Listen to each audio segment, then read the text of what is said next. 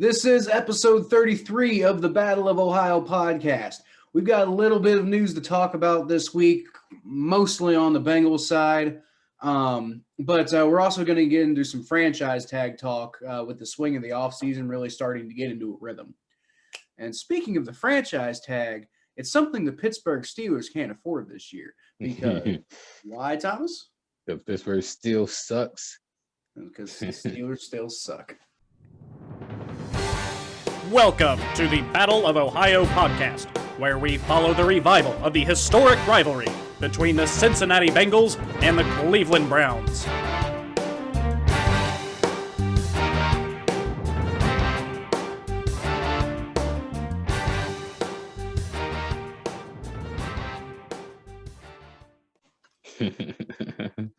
Yeah, they do. I look forward to that phrase every single week. Yeah. It's a fun little thing. It doesn't actually have anything to do with the Bengals or Browns really, but it's just it's fun, and I enjoy saying it every week. And it's especially fun to say right now because throughout the season it really sucked because they kept winning. Like the early part of the season it sucked because they kept winning, and it was just like we know they suck, but it kept seeming like less and less legitimate to keep saying the Steelers still suck when they continue to be undefeated for like 11 straight games. And then they proved us right. Like collapsing and proving that they ain't shit. That was a fun couple of last weeks, man. That was a fun couple of weeks at the end of the year. that was definitely enjoyable to watch. And I mean, you know me, I'm no Browns fan, but I was still, over the moon to see. Like, I would have loved to see the Bengals do that to the Steelers, but we got to get our shit together before we can start doing some stuff like that. So I'm glad somebody finally took it to them. Somebody that wasn't the Ravens. Speaking of the purple and black, that I'm FedEx guys, not Baltimore Ravens. I swear to you. I'm in the middle of work. Speaking of in the middle of the work, I'm not drinking anything today because as you can tell, I'm still at work, and this is just kind of like the only time that we had to do the podcast today. It was in the middle of the day. So I'm drinking water. You drinking anything, Thomas? Hot tea, but I am also eating a Milky Way. It's fudge flavor. Also, shout out to Thomas. Happy birthday, Thomas. His birthday was on Monday, right? Yep. Yes, birthday on Monday. Thank you. I appreciate it. So, yeah. Yay. Hopefully the Browns do good things on your birthday and never ever again. Because I'm a petty human being. Okay. Shut up. All right. So let's go ahead and get into we don't have too many news stories to talk about, like I said, but we do have a little bit. First of all, with the Bengals, Katie Blackburn, the daughter of Mike Brown and therefore the granddaughter of Paul Brown, she released a vision statement about the Bengals, about her vision for the Bengals and what the Bengals are trying to do going forward and stuff like that. And it was actually really unique because the Bengals don't do that. As a Browns fan, you know how like old school and like whatever Paul Brown was, and yeah, he just didn't really. He wasn't much of a talker in the first place. Mike Brown also never really releases things about the team. He doesn't really. I mean, this is a franchise that I've been a lifelong fan of the Cincinnati Bengals, but they don't exactly make being a fan very fun. It's like you're a fan because you grew up around here and you want the football team to do well, but they don't exactly interact with us very much. But Katie Blackburn did release a vision statement, and it was just your typical PR vision statement, whatever that you would expect out of most teams. But it's just some of the things she said is just stuff I'm not used to hearing from Bengals ownership. This could be a sign that maybe she's taking more and more responsibility, and maybe soon she's going to be the sole owner of the team. Who knows? Good, go away, Mike Brown. But one particular quote from her statement that I want to focus on was the Bengals strive to be a championship football team with a culture built on high standards and competitive hunger. We connect players, fans, and partners into one team to create an enduring legacy in Cincinnati. Now, I want to bring to the part where she used the word championship in her expectations for the Bengals. And I'm thrilled that Bengals ownership is using the word championship in their expectations. Because, like, for years and years and years and years, all Mike Brown ever talks about is we're trying to build a competitive football team. We're trying to go out there and compete with the other teams. And it's like, well, yeah, you already accomplished that. You have an NFL team.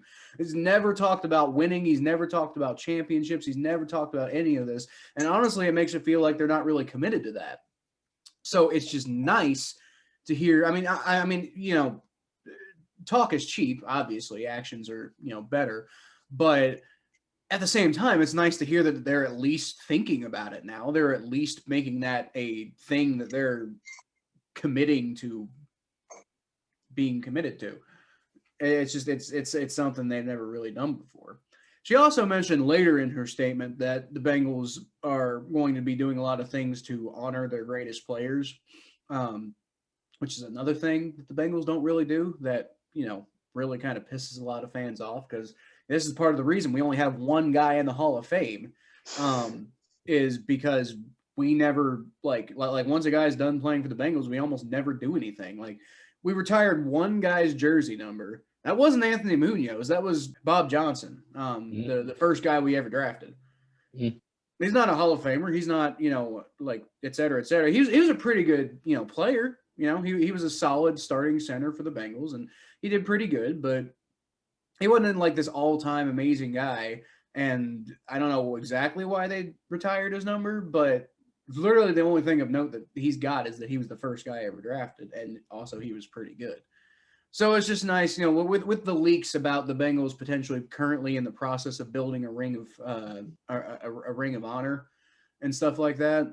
It's just, you know, it's nice that the Bengals, like the younger generation of the Bengals ownership seems to be, or at least the front office seems to be taking the steps that you really need for the team to become, like, you know, a modern professional football team, and maybe make it a little bit more fun to be a fan of this team instead of just, you know, like a grind, honestly.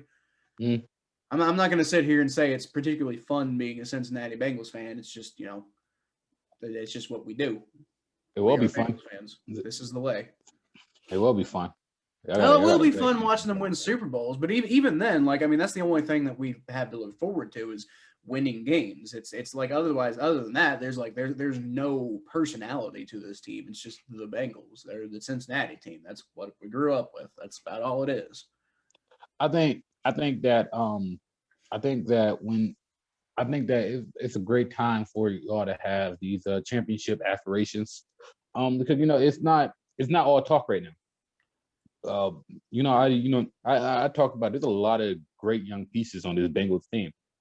I'm not just saying that because I'm pandering to the Bengals audience because it's the Bengals with Brown podcast. I'm saying that because I honestly believe that there are a lot of good pieces that you have in Cincinnati.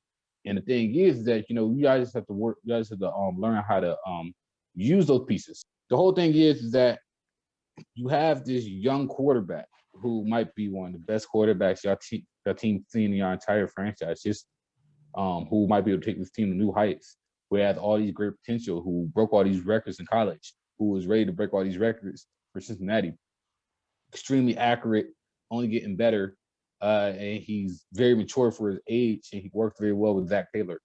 And when you think of that, you think about the fact that this kid is only just a rookie, only 24 years old. I can't put a limit on the sky that the Bengals could reach, or the heights that the Bengals could reach. I think the Bengals have a very bright future. They have an extremely bright future. Yep. And so, like, you know, I mean, like, I think that you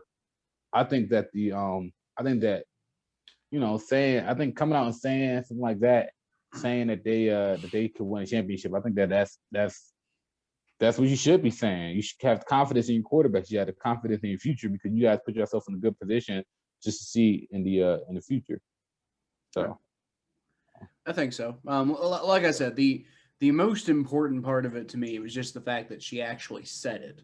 Like, I mean, that's just something that it's always been the most boring, bland, non-committal kind of stuff we've ever gotten out of the Bengals. And like, this is like, it seems like Katie wants to really show to the Bengals fans and the people of Cincinnati and et cetera, that, regardless of what you think about their decisions, at the end of the day, they are in fact trying to win a championship, and they're not just like, trying to enjoy having a football team. Like, they are trying to actually do something with it, which is like, sometimes you question that about the Brown family, to be, completely honest with you. But anyway, let's go ahead and move on. There's really no real Browns stuff to talk about, but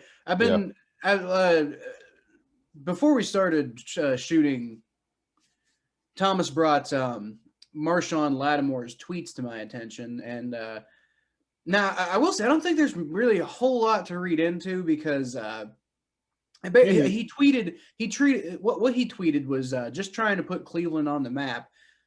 Be patient, don't cross me. And a lot of Browns fans are like, "Oh, is he going to come to Cleveland?" And so I'll let you talk about this here in a sec, Thomas. But I just want to point out real quick, first of all, he's still under contract in 2021. He's on his rookie contract with the Saints, and they picked up his 5th-year option. So unless they trade him away, which would be weird why they'd pick up his 5th-year option and then trade him away, he's not going to be in Cleveland this year. I mean, maybe you never know. Maybe want to show up next year, or decline an offer from the Saints. But I mean, if he's really that damn good, I don't think the Saints are going to like move on from him. They'll probably offer him a pretty good contract. Yeah. But don't forget that this guy, Marshawn Lattimore, is from Cleveland. Saying things like just trying to put Cleveland on the map sounds like somebody who is from Cleveland would say, like, regardless of whether they're trying to end up back in Cleveland or not. They're just like, I'm trying to rep my city. That's all that sounds like. It doesn't sound like he's actually trying to come to the Browns. I don't necessarily. Maybe he would be up for it. It was just weird timing. We're in off season, and he just had consecutive tweets about just like randomly pumping up Cleveland. Yeah. But at the same time, he could just be like something like he could have just been motivated at that moment and decided to tweet it out. I don't know why people. But JJ Watt tweeted a fucking biology fact, and everybody lost their goddamn mind. So, like, that's a fun thing. Like I said, it's off season. There's not a lot of stories here. People are just speculating a lot of stuff. So people gotta find ways to just like could make football be an all year long sport. So like when we see these tweets about these players mentioned in our cities, we get excited. I'm not gonna lie, I do enjoy the football being an all year round type thing. I mean, covering football all year round is just fun. So I have no personal problem with that. It's just in this particular case, I think people are kind of making a mountain out of a molehill. Oh yeah. Not that I'm saying he would avoid Cleveland in free agency, but I don't think this is necessarily him saying, "I'm coming to Cleveland, guys." I don't think it's going to happen. But speaking of the offseason and really spending all of our time speculating, I wanted to talk about I really wanted to focus on franchise tags in this episode.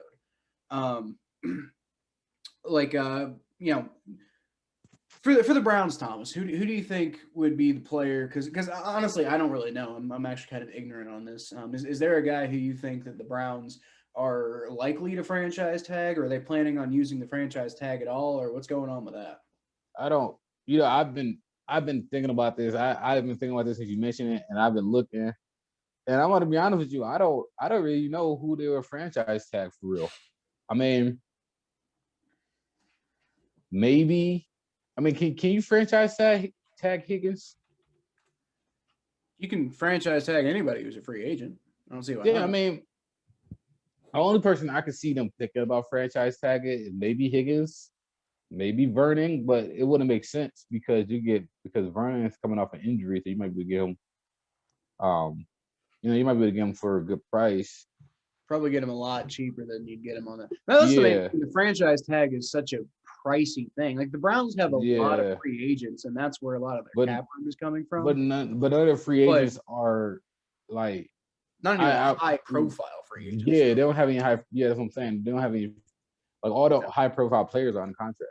And Vernon being 31 years old, it's like the only player who I think that is really would be a big target for the Browns to maybe make a big push at bringing back in free agency. Like, I mean, there's plenty of guys that you'd think that they'd want to re-sign, but the only one who I'm thinking that they'd really put a heavy emphasis on is maybe Kevin Johnson.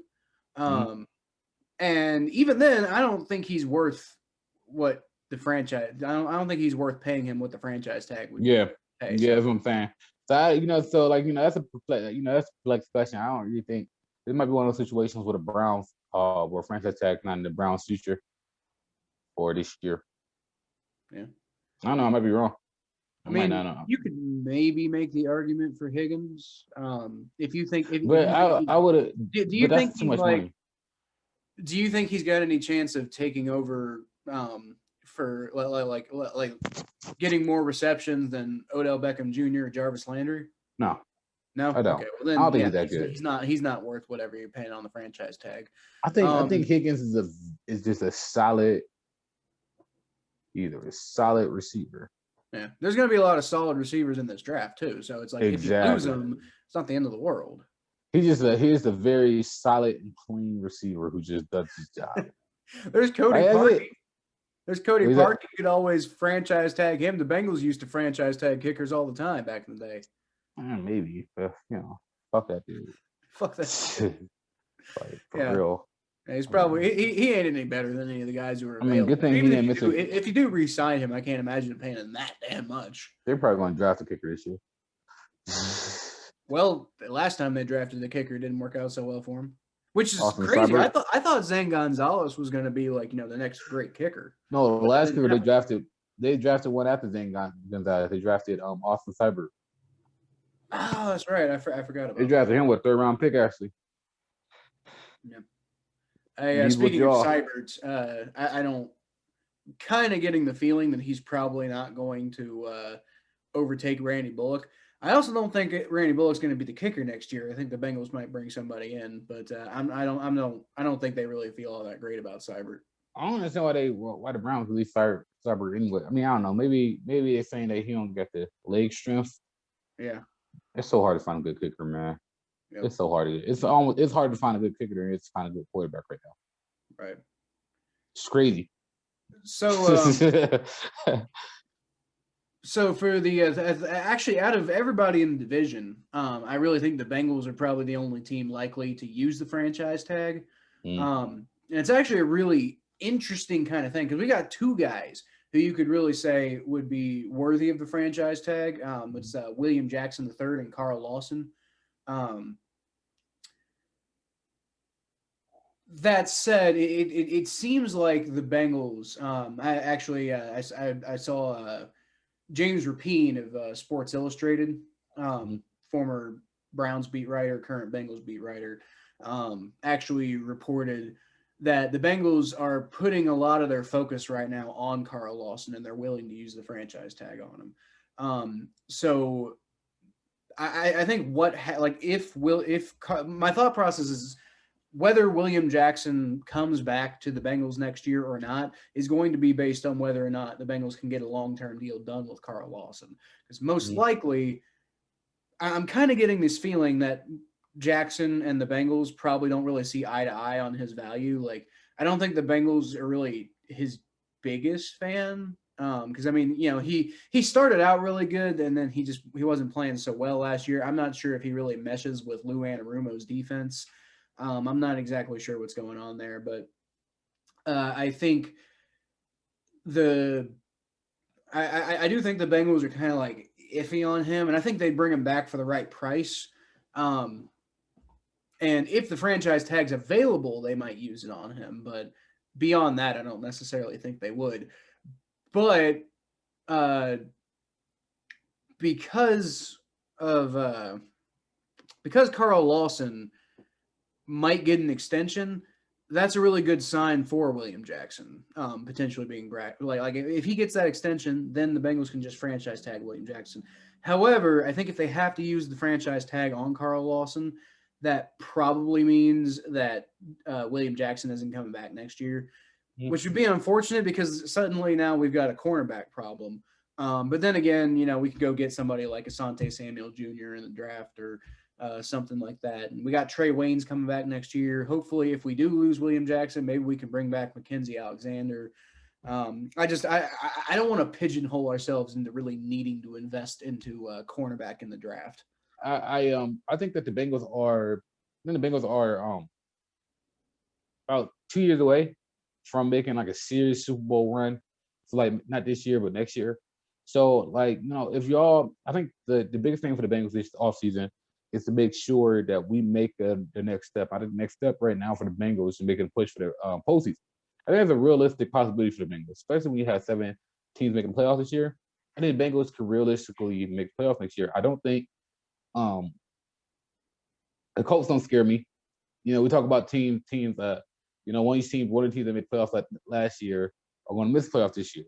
And I think it might be the Colts if I had to put my money on it, because I think the Colts is the worst team out of the bunch in the AFC to make playoffs. And I don't think that they really get necessarily better with Carson Wentz. If they think they did, they're sadly mistaken. I don't think Carson Wentz is that good. I think you're right. I don't think the Colts got much. In fact, actually, I think they got worse going from Philip Rivers to Carson Wentz, to be honest with you. I will say I think they got really good value for Carson Wentz. Like the trade they made was a pretty good trade. It also means they don't have to commit to him long term. Mm-hmm. So I do like the move, just because you got to get somebody in there. Yeah, I get it. But I agree with you. I don't think that Carson Wentz is going to make them any better, and they might not make the playoffs. And I also think the Ravens are a team that very well might not make the playoffs this year. Yeah, no, though, that's our team's gonna start figuring out Lamar Jackson and making him more one-dimensional. So I do think there is a pathway for the Bengals to make playoffs this year. I think there's a realistic pathway for the Bengals to make playoffs. I just like I said, it's about them making the next step this year. So sacrificing one or two things. If you don't, the whole point is that if you don't think that you're paying a player too much, or you feel like you have somebody on the books that won't benefit you next year, or will benefit you next year but won't benefit you 2 or 3 years down the line, you gotta make those cuts, because like I just don't like there's no benefit of keeping somebody on your team right now when they can't benefit you long term when you're in a long-term rebuild. Another team that I think possibly won't make the playoffs this year is the Pittsburgh Steelers. Now, I'm not saying that the Ravens definitely won't make the playoffs. I'm not even really saying that the Steelers definitely won't make the playoffs. But if I had to bet out of any of the teams in the AFC North that's not going to make the playoffs next year, that made the playoffs last year, I think the Steelers would be the odd man out. If the Bengals do as well as if the Bengals actually meet their potential this year, I think they could replace the Ravens in the playoffs this year. And I don't really see the AFC North sending 3 teams to the playoffs again. Yeah.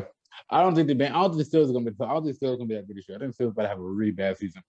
I think the Steelers are about to have a bad couple of seasons. I think the Steelers are about to go into like full.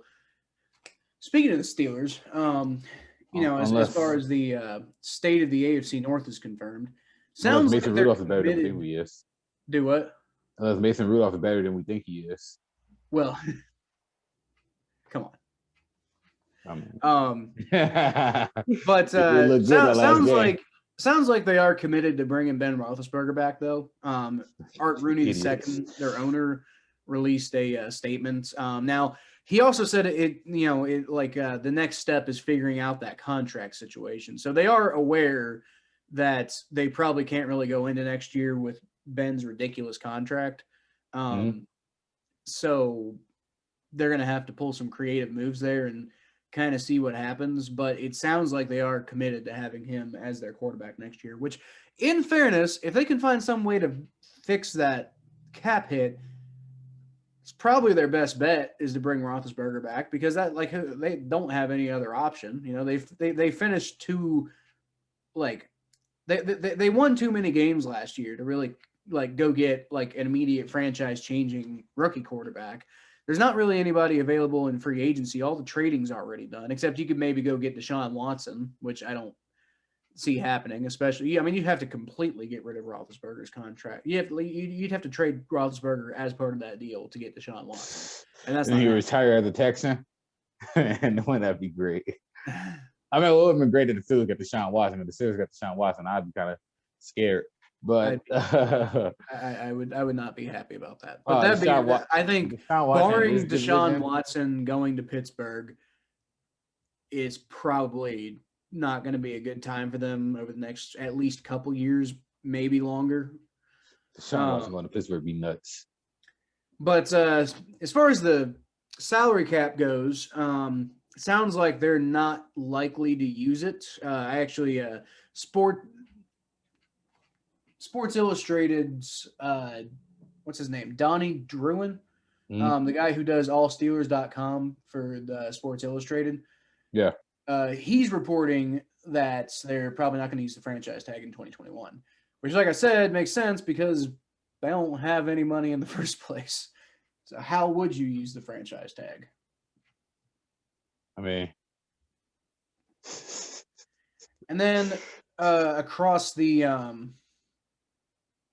I don't even know what you call it at that point. Across the state, like out there in Maryland, the Baltimore Ravens also sounds like they're not necessarily going to use the franchise tag. If they do, it would probably be on Yannick Ngakoue, the guy they just got from the in a trade from the Minnesota Vikings, who they themselves kind of got from the Jacksonville Jaguars, and it ended up working out horribly. They franchise tagged Matt Judon last year, and I guess technically they could probably franchise tag him again this year, but I don't think he really kind of had the year they were hoping he would have. So he's most likely, I think, headed for free agency. He actually had a he had a bit of drama on Twitter himself with Jamison Hensley, the Ravens beat writer for ESPN. Because Hensley was reporting that he's seeking a $20+ million contract from the Ravens, and had previously turned down $16.5 million offer. And he's like, "Oh no, I didn't say, nothing like that ever happened." And he's like getting all like really mad about it. And it was like threatening to release photos of like Jamison Hensley at a strip club or something. Which, like, okay, so the man went to a strip club. What to do? I'm not sure what kind of threat that really was, but.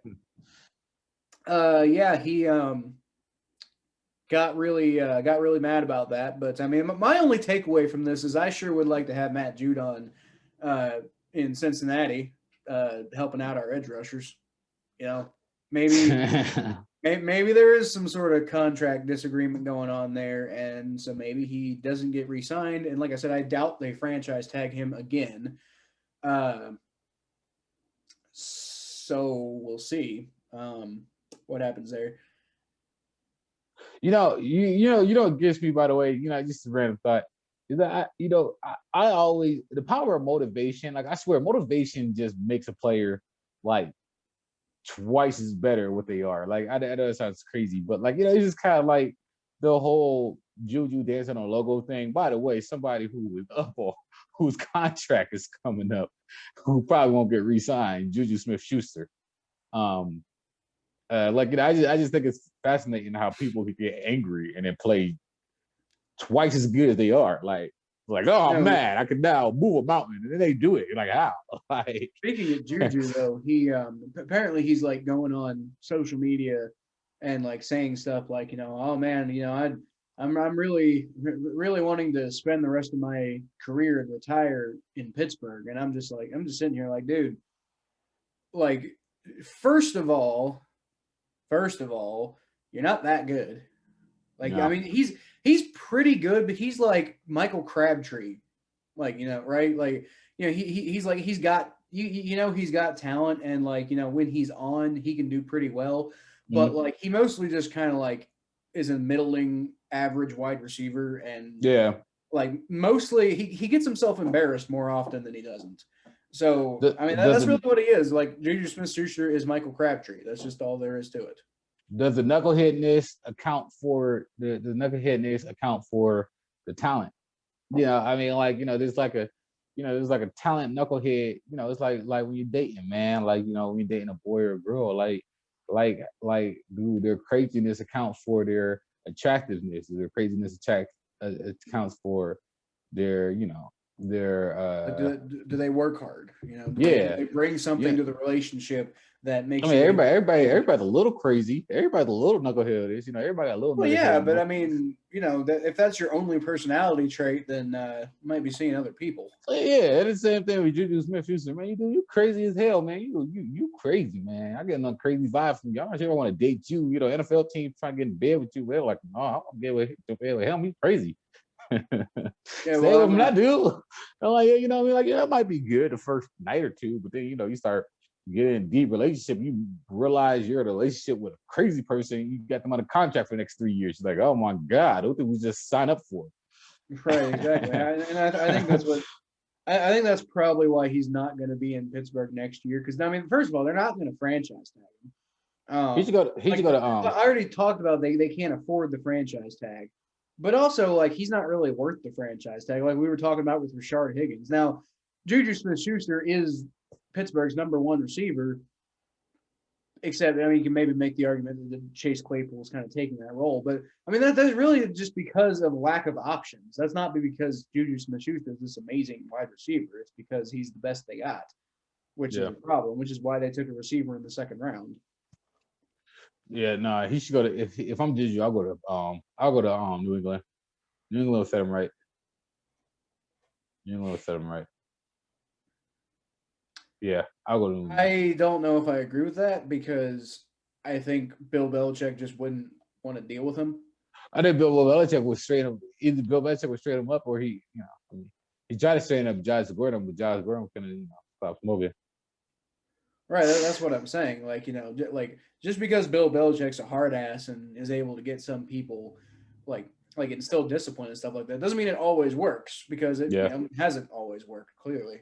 And usually when it doesn't, he's just Bill Belichick's just like, all right, well, I'm moving on. And he's typically the kind of like coach, general manager, whatever his position in New England is.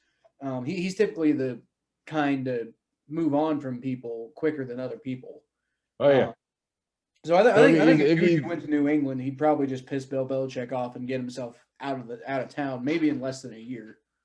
Either in his career or it'll propel his career. One of those two things will happen. I don't think it would necessarily end his career. I just think I don't think it would last in New England very long. He'd probably go to New England. He would probably end up getting cut or like whatever. He'd end up on the waiver wire. He'd have to sign with somebody mid-season, and he wouldn't be making very much money. He'd have to kind of reprove himself. So I don't think it would end his career, but I definitely think it would be a really bad move for him. Yeah. Well, I mean, maybe. I think Bill Belichick would straighten him out. I think Bill Belichick would tap into his talent. I think Patriots would be a very good destination for him.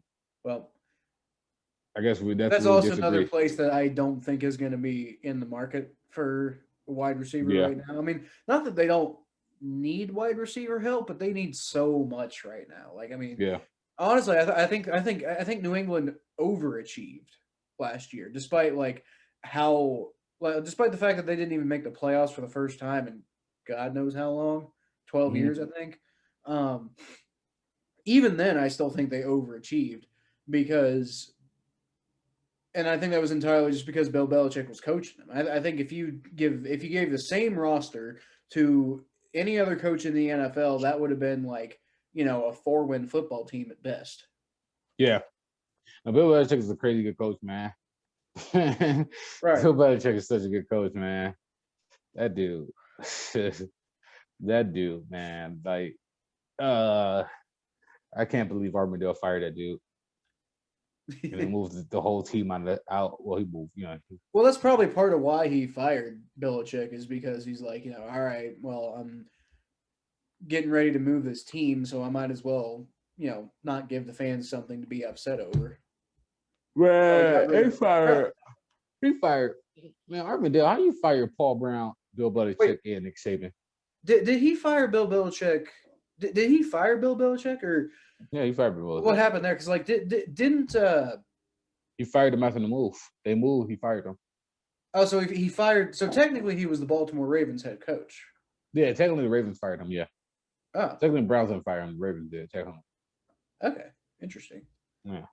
Well, I'm glad CBS Sports said it right.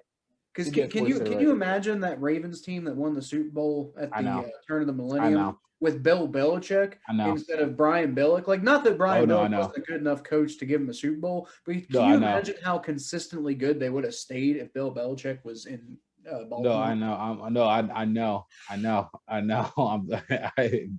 don't disagree with you. Like, I know this might fill you with disgust when I say it, but thank God for Art Modell.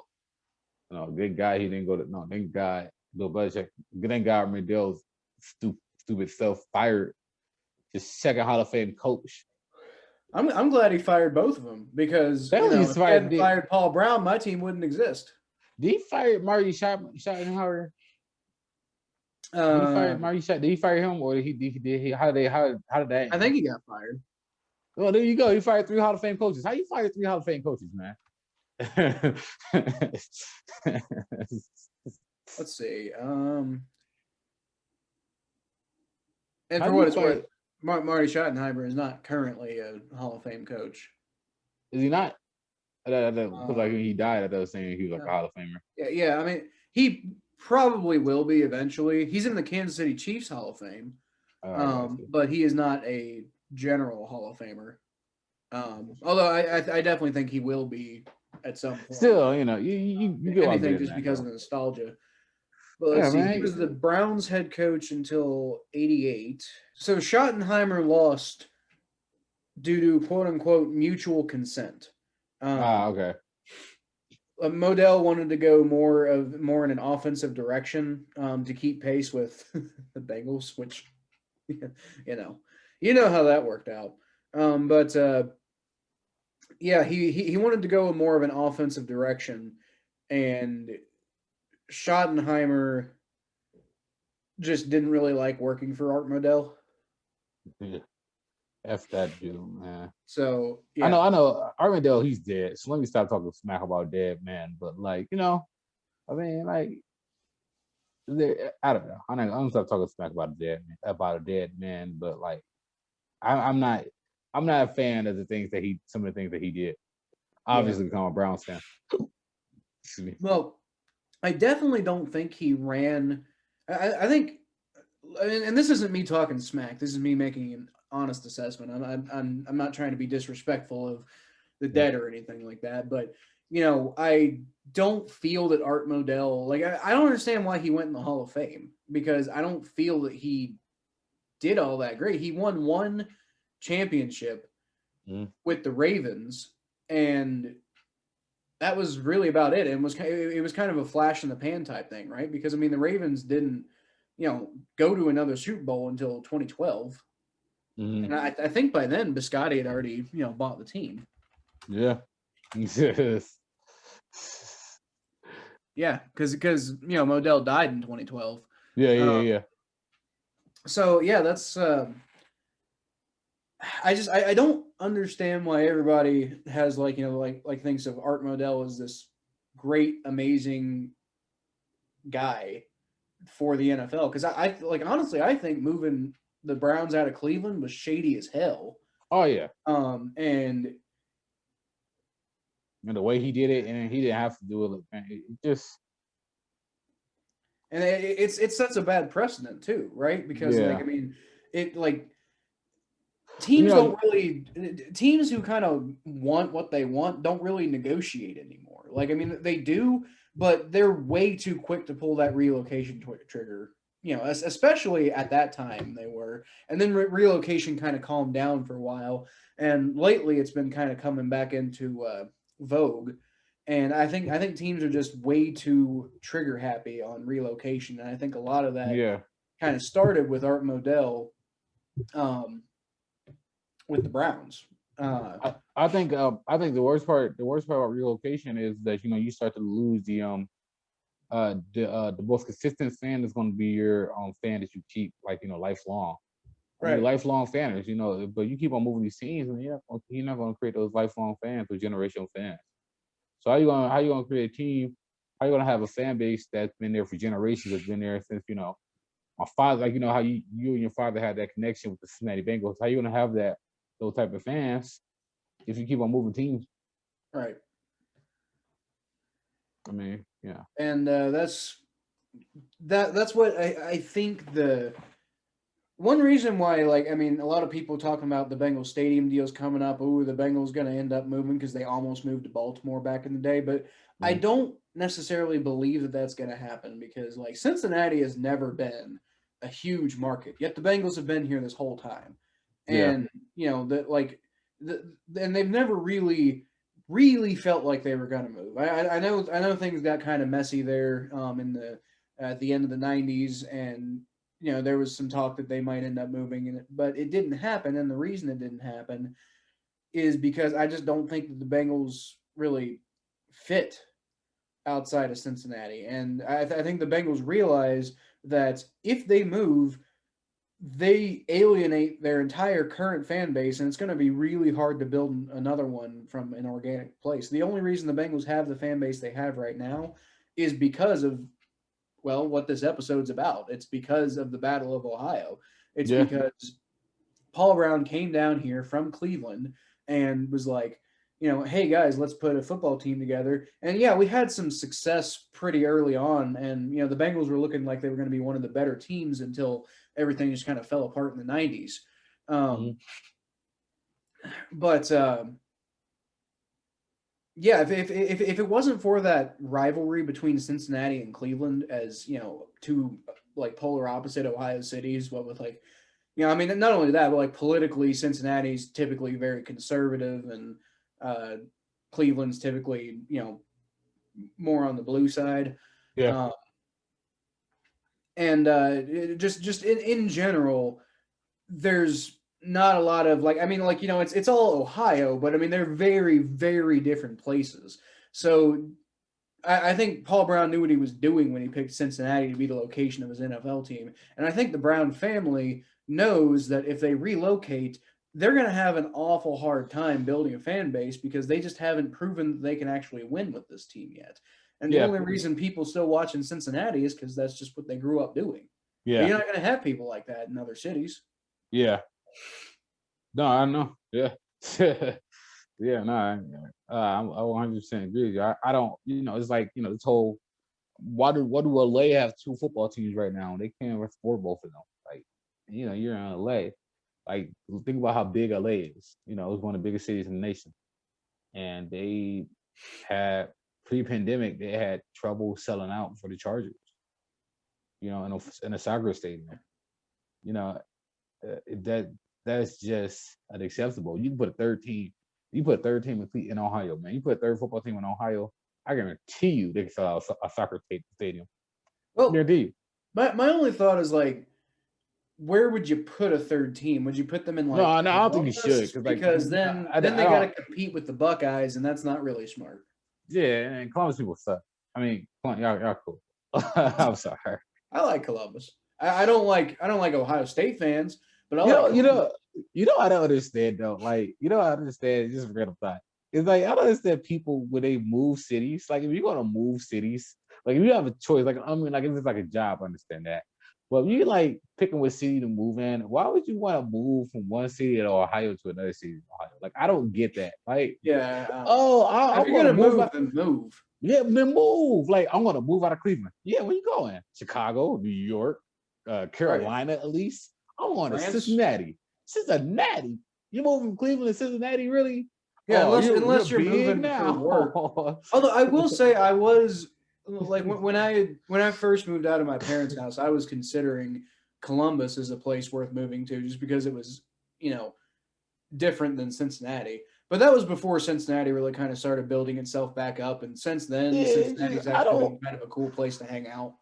I just don't see no point in moving like from one city to Ohio to another city of Ohio for just the heck of it. Like if I'm gonna move, I'm gonna like move. Like, I don't like, I mean, like people are like, you should move to Columbus. No, why would I want to move to Columbus? It's a lot easier Columbus to move to Columbus. But what did Columbus get? It costs a lot of money to move to Chicago. It costs a lot of money to move across the country. But moving to Columbus, that's, a move you can make in a different city, and it doesn't cost a whole lot.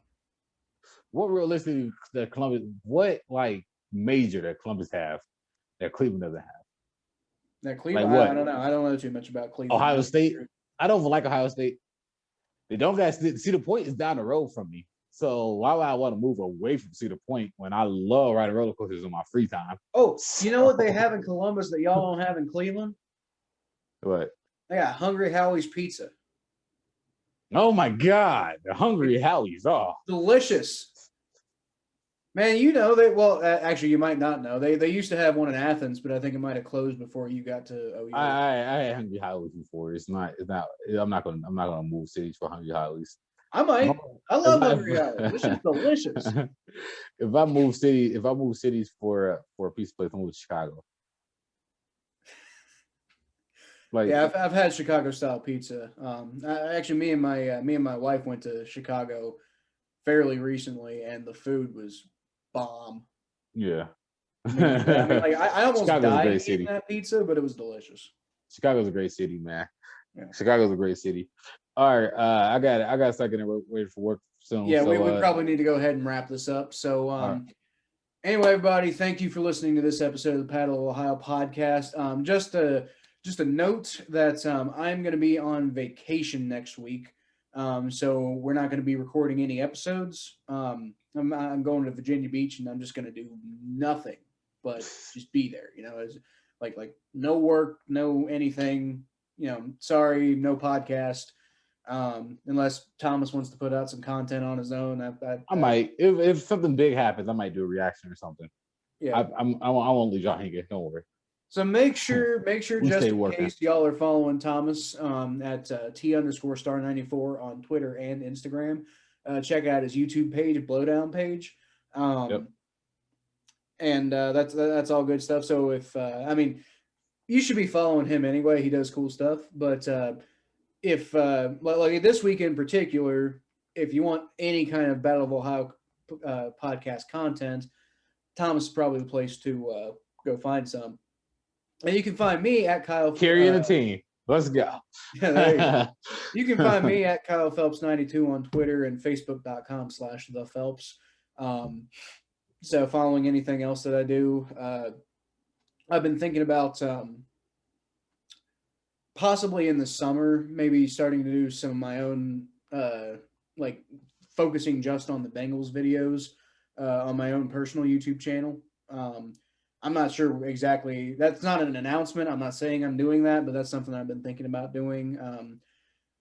Y'all see this? He's trying to break off to a solo career. He's trying to leave. Does the person with their own YouTube page? Well, look, I had that. Well, to my defense, I had that before the podcast. So also, this podcast was my idea. I know. I'm joking. I'm giving you all a hard time. Go ahead. Yeah. Okay. So anyway, thanks for listening, everybody. Like I said, don't forget to hit us up on the various social medias. If you want to come on an episode, just let me or Thomas know, and we'll find the time for you to come on. We currently got a waiting line, and we should probably start getting some episodes with some of those people on. It's kind of hard to figure out how to work somebody in during the off season.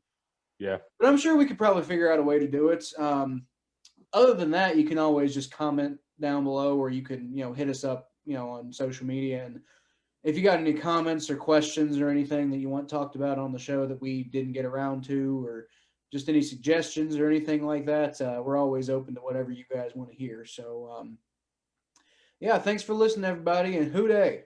And go Browns. Have a wonderful night, guys.